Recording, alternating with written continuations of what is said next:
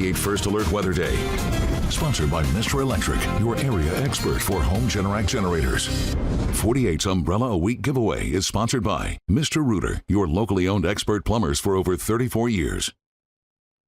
Well, this Saharan dust has been coming in. We forecasted it the last couple of days coming in. However, it's a lot thicker than I think I was expecting. That's for sure. This is some of the worst Saharan dust we have seen in quite some time, and we're going to see more of it overnight tonight through tomorrow morning. The only good thing about it is you get real bright red sunsets and sunrises out there. A lot of orange to it. Unfortunately, it's unhealthy for some to step outdoors for a long period of time. Look at Huntsville. It's worse. It's getting worse the farther west you go because it's all coming from the west to the east. So outside of that, it's hot, but this Saharan dust is actually mixing down a little bit, and that's what's causing the respiratory issues, but it's also lowering the humidity. It's very dry. And in case you're wondering, this again came from Africa, moved across the Gulf of Mexico through Texas, and looped back into the southeastern U.S. And a front hopefully will clear some of this out as we go through the weekend. But here's what we're dealing with. Air quality is unhealthy. It's at 100 and it's expected to be around 103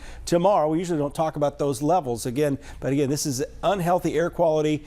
Health effect can be immediate for people who have respiratory issues, and some of you may be feeling a scratchy throat even if you don't have asthma from that. Here's that Saharan dust. This is 4 o'clock this afternoon.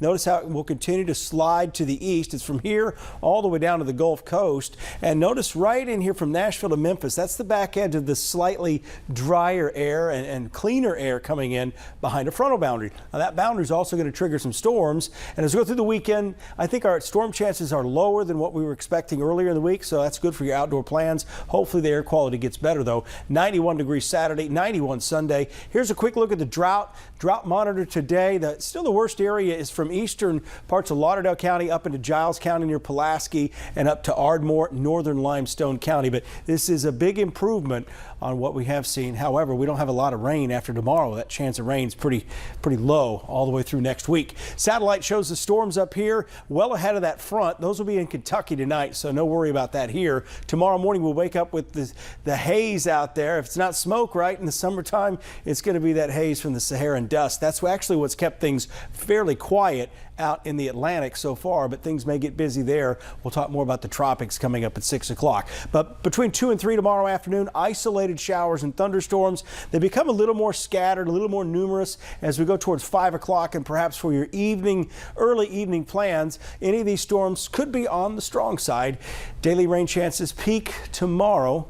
With that passage of the front, they go down pretty much every day to 0 Monday and Tuesday and Sunday. I don't think we've got a lot to worry about there. But again, 48 First Alert Weather Day for the dust out there tomorrow. 93 degrees, poor air quality, and hopefully improving over the weekend. Next week, trash pandas are back in town, and so are the mid-90s.